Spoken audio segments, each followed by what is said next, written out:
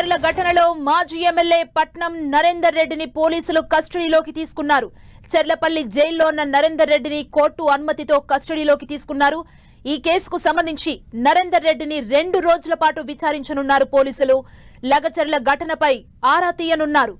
వికారాబాద్ జిల్లాలోని లగచర్ల దాడి కేసులో A1 నిందితుడిగా ఉన్న కొడంగల్ మాజీ ఎమ్మెల్యే బీఆర్ఎస్ నేత పట్నం నరేందర్ రెడ్డి ప్రస్తుతం చెర్లపల్లి జైల్లో ఉన్నారు. ఆయనను తమ కస్టడీకి ఇవ్వాలని పోలీసులు కోర్టులో పిటిషన్ దాఖలు చేశారు. ఈ పిటిషన్ను విచారించిన న్యాయస్థానం నరేందర్ రెడ్డిని 2 రోజుల పాటు పోలీస్ కస్టడీకి అనుమతిచ్చింది.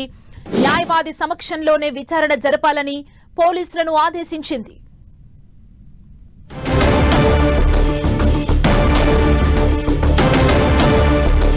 చెర్లపల్లి జైలు నుంచి కస్టడీలోకి తీసుకున్నారు పోలీసులు. 2 రోజుల పాటు విచారించనున్నారు పోలీసులు. లగచర్ల దాడి కేసులో A1 నిందితుడిగా ఉన్న కొడంగల్ మాజీ ఎమ్మెల్యే బీఆర్ఎస్ నేత పట్నం నరేందర్ రెడ్డి ప్రస్తుతం చెర్లపల్లి జైల్లో ఉన్నారు. ఆయనను తమ కస్టడీకి ఇవ్వాలని పోలీసులు కోర్టులో పిటిషన్ దాఖలు చేశారు. ఈ పిటిషన్ను విచారించిన న్యాయస్థానం నరేందర్ రెడ్డిని 2 రోజుల పాటు పోలీస్ కస్టడీకి అనుమతిచ్చింది. న్యాయవాది సమక్షంలోనే విచారణ జరపాలని పోలీసులను ఆదేశించింది. 2 రోజుల పాటు పట్నం నరేందర్ రెడ్డిని పోలీసులు విచారించబోతున్నారు. లగచర్ల ఇష్యూకు సంబంధించి సమాధానాలు రాబట్టే ప్రయత్నం చేయబోతున్నారు. ప్రస్తుతం చెర్లపల్లి జైల్లో ఉన్నారు. చెర్లపల్లి జైలు నుంచి కస్టడీకి తీసుకున్నారు పోలీసులు.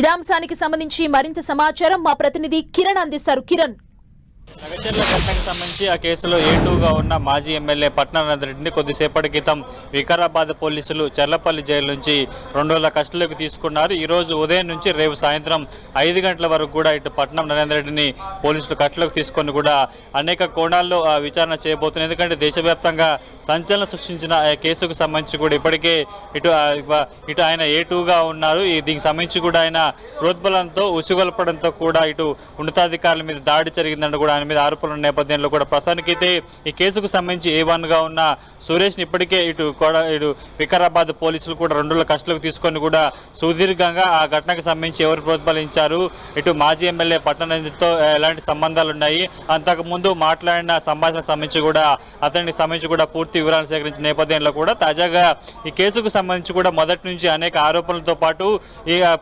ప్రధానంగా A2గా ఉన్నారు కాబట్టి పట్టణ రెడ్డిని అదుపులోకి తీసుకొని కస్టడీలోకి తీసుకొని కూడా విచారిస్తే మరింత సమాచారం వచ్చే అవకాశం కనిపిస్తుంది. ఎందుకంటే ఆ రోజు ఘటనకు సంబంధించి పూర్తిగా అటు పట్టణేంద్రుడితో పాటు కొంతమందితో మాట్లాడినట్టుగా ఇప్పటికే పోలీసులు కొంత ప్రాథమిక సమాచారం రాబట్టడం జరిగింది. ఇటు పట్టణేంద్ర రెడ్డిని అరెస్ట్ సమయంలో కూడా అతని ఫోన్ కూడా పోలీసులు స్వాధీనం చేసుకున్నారు. కానీ దానికి సంబంధించిన పాస్వర్డ్ చెప్పకుండా కొంత పోలీసులకి ఇబ్బంది పెట్టిన నేపథ్యంలో కూడా కేవలం ఆయన ఫోన్తో పాటు ఆయన ఫోన్ కాల్స్ ఆ ఘటనకు ముందు ఆ తర్వాత ఎవరెవరితో మాట్లాడేందుకు కూడా ఇప్పటికే పోలీసులు కొంత ప్రాథమిక సమాచారం నేపథ్యంలో అతన్ని కస్టడీలోకి తీసుకొని కూడా ఫోన్ డేటాని ఎనాలిసిస్ చేసి సంబంధించి ఘటనకు సంబంధించి కూడా బీఆర్ఎస్ పార్టీకి సంబంధించిన అగ్రనేతలు ఎవరైనా ఆ రోజు ఘటనకు ముందు కానీ ఘటన తర్వాత కానీ ఆయనతో మాట్లాడలేదా కూడా కొంత సమాచారం రాబట్టే అవకాశం ఉంటుంది. కాబట్టి ఎందుకంటే ఈ కేసులు ఎటువైపు చూసినా కానీ కేవలం సురేష్తో పాటు పట్టణ చుట్టూ మాత్రమే ఆ కేసు అంతా తిరుగుతున్న నేపథ్యంలో కూడా తాజాగా గతంలో వికారాబాద్ పోలీసులు కస్టడీలోకి తీసుకోవాలని కూడా పిటిషన్ కొటేషన్ చేస్తున్న నేపథ్యంలో నిన్న కొడంగల్ న్యాయస్థానం కూడా 2 రోజులు అతన్ని కస్టడీలోకి తీసుకొని కనిపించిన నేపథ్యంలో కూడా ఈరోజు వికారాబాద్ పోలీసులు కొద్ది గంటల క్రితం కూడా చెర్లపల్లి జైలు నుంచి అతన్ని కస్టడీలోకి తీసుకొని వికారాబాద్ తరలించడం అయితే జరిగింది. సుమా,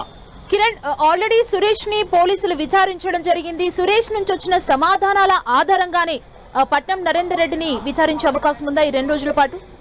ఖచ్చితంగా, ఎందుకంటే ఈ కేసుకు సంబంధించి ప్రధాన సూత్రధారిగా సురేష్ ఉన్నారు కాబట్టి సురేష్ వద్ద నుంచి కూడా చాలా కీలక సమాచారాన్ని రాబట్టారు. ఎందుకంటే గ్రామసభ జరిగే క్రమంలో కూడా ఇటు సురేష్ అక్కడి నుంచి కూడా గ్రామానికి ఉన్నతాధికారులను కూడా తీసుకెళ్లే ప్రయత్నం చేశాడు కాబట్టి సురేష్తో ఈ ఘటనకు ముందు ఆ తర్వాత ఘటన జరిగిన తర్వాత కూడా అప్స్టాండింగ్లో ఉన్నాడు కాబట్టి ఆ తర్వాత 10ల సంఖ్యలో వివిధ బాధతో కూడా ఆయన మాట్లాడడం జరిగింది. కాబట్టి ఇప్పటికీ సురేష్ నుంచి కూడా ఆ రోజు ఘటనకు కేసులకు సంబంధించి కావచ్చు, ఏం జరిగింది ఏంటి, దీనికి సంబంధించి ఎవరైనా బేరేసు అగ్రనేతల పాత్ర ఉందా, ముఖ్యంగా ఇటు పట్నం నరేంద్రకి సంబంధించి ఎన్నిసార్లు మీకు ఫోన్ చేశారు ఏంటన్న వివరాలు కూడా ఇప్పటికే సురేష్ వద్ద నుంచి కూడా సమాచారం రాబట్టినట్టుగా తెలుస్తుంది. కాబట్టి అతడు ఇచ్చిన సమాచారంతో పాటు కూడా ఈరోజు అంటే ఈ రోజు నుంచి రేపు సాయంత్రం 5 గంటలకు కూడా ఇటు పట్నం నరేంద్ర రెడ్డిని విచారించబోతున్నారు. కాబట్టి ఈ విచారణలో ఆ ఫోన్ సంబంధించిన విచారణ చాలా కీలకంగా ఉండకపోతుంది. ఆ పాస్వర్డ్ తీసుకున్న తర్వాత అందులో డేటాను కూడా ఇప్పటికే పోలీసులు అందించే ప్రయత్నం చేస్తారు. కాబట్టి పూర్తి స్థాయిలో